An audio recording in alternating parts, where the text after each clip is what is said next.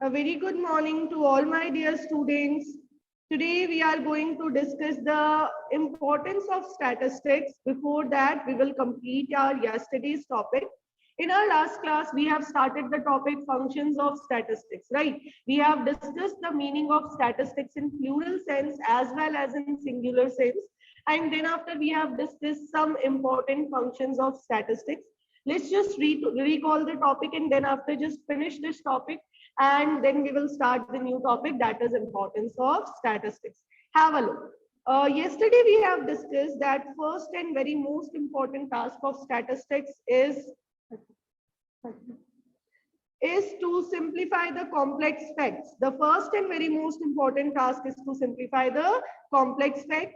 Then it is to present the data in specific format, maybe in numbers, maybe in percentage. The main task is to present the data in a particular format so that you can just use the data.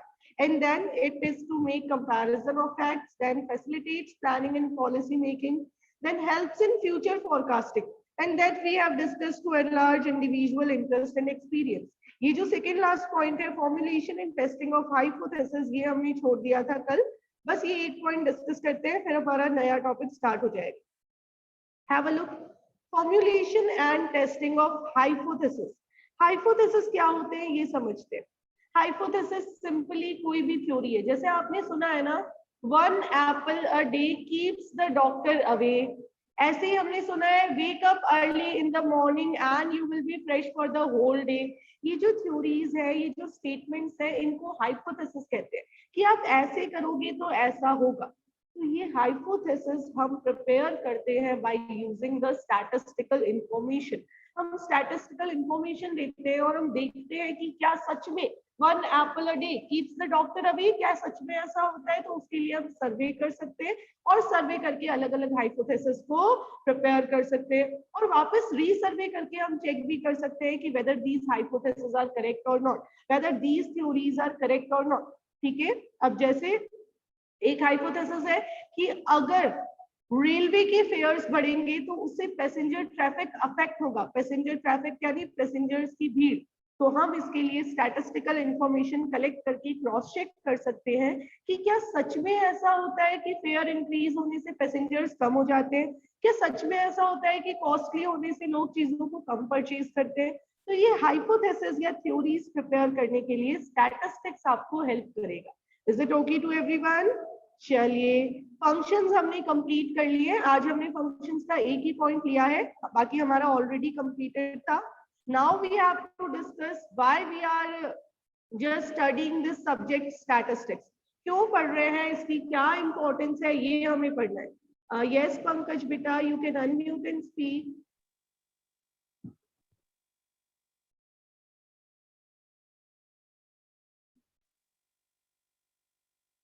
Yes, Pankaj, unmute and speak.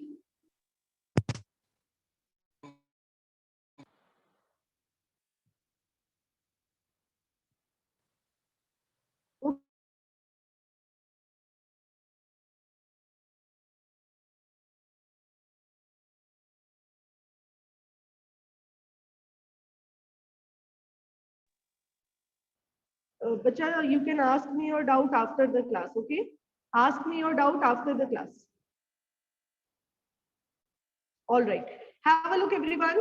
Importance of statistics की हम बात कर रहे हैं कि statistics जो subject आप पढ़ने वाले हैं, वो subject कहाँ important है, क्या उसकी importance है, practical life में उसको कहाँ use किया जाता है. तो आप देखिए क्या लिखा हुआ है. Statistics is widely used in modern time. अगर हम current time की बात करें तो ये subject बहुत ज्यादा important है, हर जगह use होता है.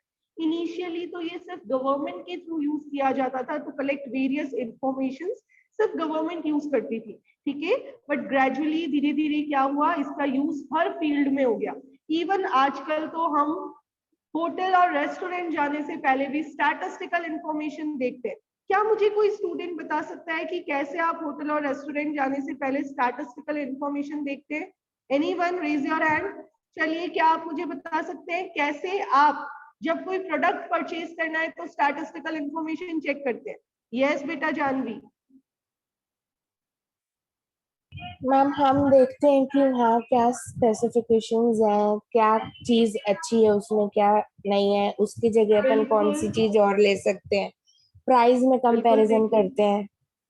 वेरी गुड, प्राइस में कंपैरिजन करते हैं। यस फाल्गुनी।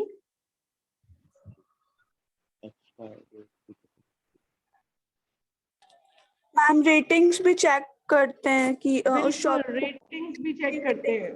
तो यानी हम क्या करते हैं, हम आजकल हर चीज से पहले स्टैटिस्टिकल इंफॉर्मेशन को यूज करते हैं, राइट। तो ग्रेजुअली धीरे धीरे इसका स्कोप बहुत ज्यादा वाइड अप हो रहा है। आगे देखिए, हम इसकी इंपॉर्टेंस अलग अलग एरियाज में पढ़ना शुरू करते हैं। सबसे पहले हम पढ़ेंगे गवर्नमेंट के लिए स्टैटिस्टिक्स का क्या यूज है, क्योंकि इनिशियली गवर्नमेंट ने ही स्टैटिस्टिक्स को यूज करना स्टार्ट किया था। जब स्टैटिस्टिक्स आया तो सबसे पहले गवर्नमेंट के लिए आया। हमारे यहाँ पे जो ब्रिटिश रूल था, जो ब्रिटिश गवर्नमेंट थी, उन्होंने कैसे एडमिनिस्ट्रेटिव सेटअप किया और कैसे उन्होंने हमें सिखाया कि आप स्टैटिस्टिकल इंफॉर्मेशन यूज करते हैं। आप जब हिस्ट्री पढ़ते हैं, आप जब बहुत सारी स्टोरीज पढ़ते हैं, तो उनमें आपने कहीं ना कहीं पढ़ा है इसके पास इतनी आर्मी थी, इतनी आर्मी के साथ इन्होंने ये काम किया। तो वो तब से स्टैटिस्टिक्स यूज होती आ रही है कि सामने वाले ग्रुप के पास इतने लीडर्स, इतने आर्म फोर्स है और हमारे पास इतने हैं। तो ये एक स्टैटिस्टिकल इंफॉर्मेशन है, जिसके बेसिस पे हम देखेंगे कि अब हमें कैसे काम करना है और हमें कैसे उनसे compete करना है, राइट। देखिए क्या लिखा हुआ है, गवर्नमेंट के लिए इंपॉर्टेंस ऑफ स्टैटिस्टिक्स पढ़ते हैं। Have a look. The subject of statistics was initially used by the ancient rulers in assessment of their military and economic strength. पहले तो रूलर्स यूज करते थे अपनी मिलिट्री और अपनी इकोनॉमिक स्ट्रेंथ को चेक करने के लिए कि भाई हमारे पास कितनी सेना है और हम कितने पावरफुल हैं. Gradually, its scope was enlarged to tackle other problems related to political activities of an economy. धीरे धीरे इकोनॉमी की अलग पर्पसेस को यूज करने के लिए भी ये स्टैटिस्टिक्स का यूज हमने बढ़ा दिया. In present scenario, government collects the largest amounts of statistics for various purposes. Current time पे तो गवर्नमेंट क्या कर रही है, स्टैटिस्टिकल डेटा कलेक्ट करके तो अपना सारा काम कर रही है. चलिए मुझे कोई भी एक स्टैटिस्टिकल डेटा बता दीजिए, मतलब आपको डिजिट्स नहीं बतानी है, आपको बताना है कि ये स्टैटिस्टिकल डेटा गवर्नमेंट ने जरूर कलेक्ट किया होगा सिचुएशंस को हैंडल करने के लिए. Anyone? COVID cases rise in previous month, बिल्कुल, this month, Covid cases, last year. बिल्कुल सही, कोविड केसेस का हमने एक एनालिसिस किया होगा. क्यों किया होगा एनालिसिस? ताकि हम अपने फर्दर डिसीजंस ले सके, राइट. अभी अगर स्कूल खोलने का या नहीं खोलने का डिसीजन जैसा भी आने वाला है, तो गवर्नमेंट किस बेसिस पे लेगी? गवर्नमेंट स्टैटिस्टिकल इंफॉर्मेशन लेगी और उसी के बेसिस पे अपना डिसीजन लेगी. तो फर्स्ट पॉइंट सिंपल सा, गवर्नमेंट वेरियस पर्पसेस के लिए, वेरियस पर्पस लिख दिया, हम लिस्ट अप ही नहीं कर सकते, तो अलग अलग पर्पस के लिए गवर्नमेंट स्टैटिस्टिकल इंफॉर्मेशन को यूज करती है. Number 2, have a look. The role of government has increased and requires much greater information in the form of numerical figures to fulfill the welfare objectives, in addition to efficient running of their administration. ये कह रहे हैं current time में government को अपना official work चलाने के साथ साथ वेलफेयर भी करना है, और वेलफेयर ऑब्जेक्टिव अचीव करने के लिए भी गवर्नमेंट को बहुत सारे स्टैटिस्टिकल डेटा चाहिए होंगे. फॉर एग्जाम्पल, अगर पिछले साल जब लॉकडाउन लगा था तो गवर्नमेंट ने कुछ पुअर पीपल को 500 रुपीज पर मंथ उनके अकाउंट में ट्रांसफर किए थे.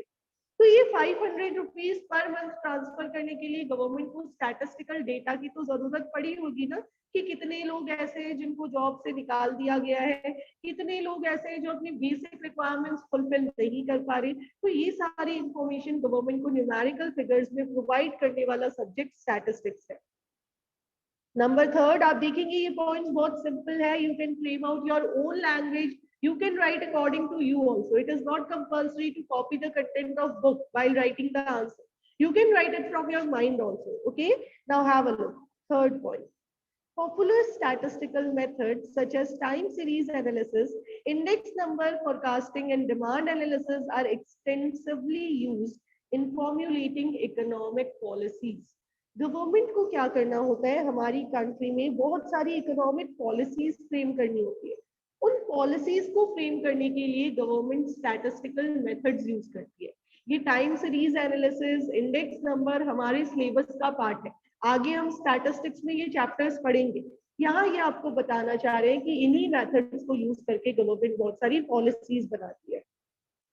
Next, in a democratic country like India, various political groups are also guided by the statistical analysis regarding their popularity in the masses.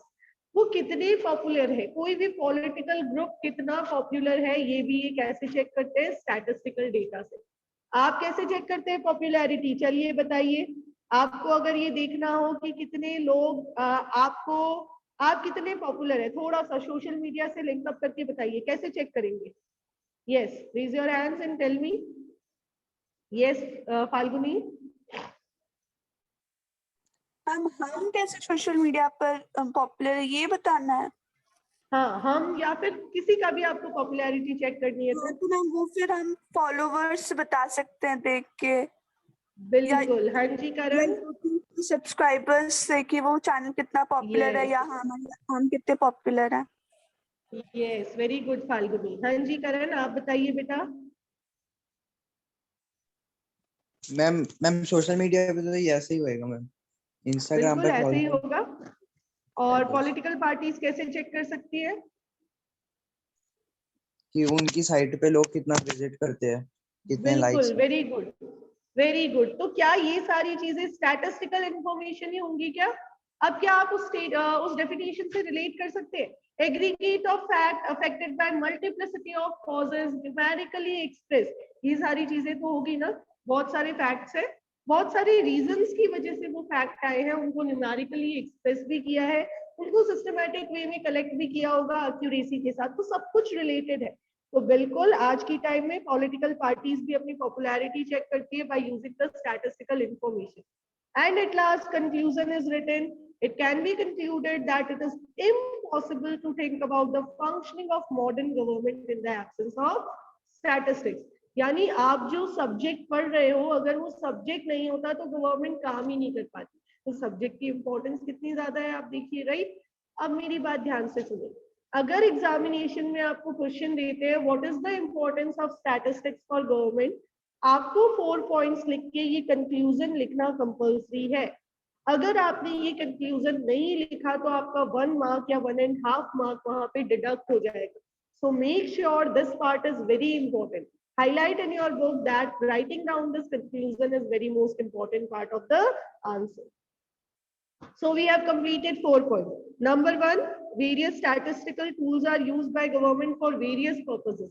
Various purpose लिख दिया, हमें पता ही नहीं है कौन कौन से पर्पस है, बहुत सारे लिस्ट अप नहीं कर पाएंगे। Number 2, in order to fulfill the welfare objective, government need various statistical numerical information. Number 3, government needs statistical tools for making economic policies. Number 4, various political parties use statistical information to check their popularity in masses. Ratification नहीं करना है, simple language को frame out करना है। Number 2, importance का number 2 part, right? Importance में first heading थी importance for government. Now we are going to discuss the importance of statistics in economics. Economics तो स्टैटिस्टिक्स के बिना अधूरा है। जैसे हम अपने पेरेंट्स के बिना अधूरे हैं ना, पेरेंट्स से हम कंप्लीट होते हैं, फैमिली एक दूसरे से कंप्लीट होती है। आपसे आपके पेरेंट्स कंप्लीट होते हैं और आप उनसे, मैं आपसे कंप्लीट होती हूँ, आप मुझसे कंप्लीट होते हो, right? We are a family. तो वैसे इकोनॉमिक्स और स्टैटिस्टिक्स भी एक फैमिली है। क्या है? एक फैमिली है।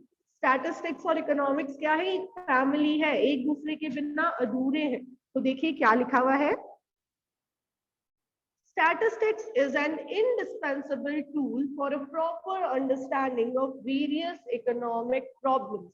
Indispensable का मतलब होता है नॉन सेपरेबल, जिसको अलग नहीं किया जा सकता, जिसको इग्नोर नहीं किया जा सकता। तो स्टैटिस्टिक्स एक ऐसा टूल है जिसको आप कभी इग्नोर नहीं कर सकते। अगर आपको इकोनॉमिक प्रॉब्लम पढ़नी है तो आपको स्टैटिस्टिक्स को तो लेना ही पड़ेगा। Now have a look what is written. Every branch of economics takes support from statistics in order to prove various economic theories in it. Sorry, ये आपको बता रहे हैं इकोनॉमिक्स की हर ब्रांच स्टैटिस्टिक्स का सपोर्ट लेती है अलग अलग इकोनॉमिक थ्योरीज को प्रूव करने के लिए। फॉर एग्जाम्पल क्या आपने माइक्रो इकोनॉमिक्स में लॉ ऑफ डिमांड पढ़ा था? हाँ जी, बिल्कुल पढ़ा था। When price increases the quantity demanded decreases. तो लॉ ऑफ डिमांड में कहीं स्टैटिस्टिक्स आया था क्या? एनीवन लेट मी नो, बताइए। लॉ ऑफ डिमांड के अंदर कहीं यस स्टैटिस्टिक्स मैम। आया था? कैसे यस आया मैम। था बेटा? मैम वो डिमांड का जो कर्व था वो मूवमेंट और शिफ्ट कैसे लेता था, वो सारा स्टैटिस्टिक बिल्कुल। में होता। वो जो ग्राफ हमने बनाया, वो जो टेबल्स हमने बनाई, वो ग्राफ और टेबल स्टैटिस्टिक्स ही तो है। ग्राफ्स और टेबल्स तो स्टैटिस्टिक्स ही है। तो बिल्कुल इकोनॉमिक्स की हर ब्रांच अपनी थ्योरीज को प्रूव करने के लिए हमें ये प्रूव करना था that there is an inverse relationship between price and quantity demanded. Prove करने के लिए हमने हेल्प ले ली स्टैटिस्टिक्स की। आगे देखिए क्या कह रहे हैं ये। Statistics provides important guidelines for formulation of various economic policies. ये गवर्नमेंट वाले में भी आया है और यहाँ पे भी आया है। गवर्नमेंट इकोनॉमिक पॉलिसीज बनाती है, बट पॉलिसीज बनती इकोनॉमिक्स की हेल्प से है। तो वहां पे भी लिखा है कि गवर्नमेंट पॉलिसीज बनाने के लिए स्टैटिस्टिकल टूल यूज करती है, और यहाँ पे भी लिखा है कि स्टैटिस्टिक्स इंपॉर्टेंट गाइडलाइंस देती है, तभी बहुत सारी इकोनॉमिक पॉलिसीज बन पाती है। And number third, most of the economic problems are capable of being expressed in numerical figures. ये कह रहे हैं लगभग इकोनॉमिक प्रॉब्लम्स ऐसी होती है जिनको नंबर्स में एक्सप्रेस किया जा सकता है। For example, slow down of GDP due to कोविड-19, ये एक इकोनॉमिक प्रॉब्लम है, but it is capable of being expressed in numerical terms, और न्यूमेरिकली अगर हमने एक्सप्रेस कर दिया है then it will become a statistical data. Suppose further we just take one more example, spreading unemployment due to COVID-19. Again, it is an economic problem which is capable of being expressed in numerical terms. Now, this numerical statement is affected by multiple factors, and it can be seen that these are incomplete without statistics. जब तक statistics नहीं होगा तब तक economics नहीं होगा। आगे देखिए। Thus, we can say that the study of various economic problems is essentially the one of a statistical nature. Statistical nature की ही है। कुछ points है statistics के use economics में। हम पढ़ रहे हैं कि अगर आपको economics पढ़ना है तो उसमें आप कैसे statistics को use कर सकते हो। ठीक है, economics में statistics का क्या use है ये हम पढ़ रहे हैं। Number one is very simple formulation of various economic laws. अगर आप बहुत सारे इकोनॉमिक लॉज बनाने वाले हैं इकोनॉमी में, जैसे law of demand, elasticity of demand, तो ये सारे लॉज और ये सारी जो थ्योरीज हैं ये आएंगी only because of statistical detail. जब तक स्टैटिस्टिकल डिटेल नहीं होगा तब तक ये सारी स्टडीज आप नहीं कर पाएंगे।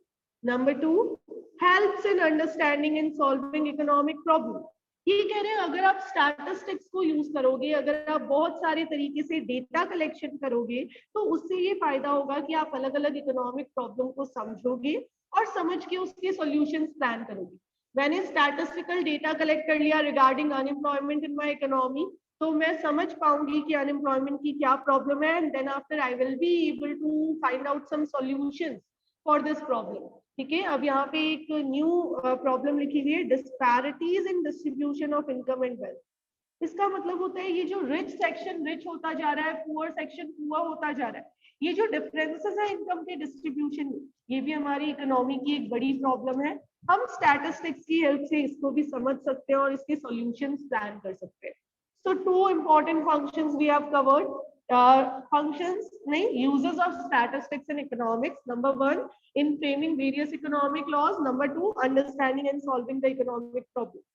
Number three, जब आप माइक्रो इकोनॉमिक्स का 10th चैप्टर पढ़ेंगे तो उस 10th चैप्टर में आप कुछ मार्केट की फॉर्म्स पढ़ेंगे, जैसे कि perfect competition market, oligopoly market, monopoly market etcetera.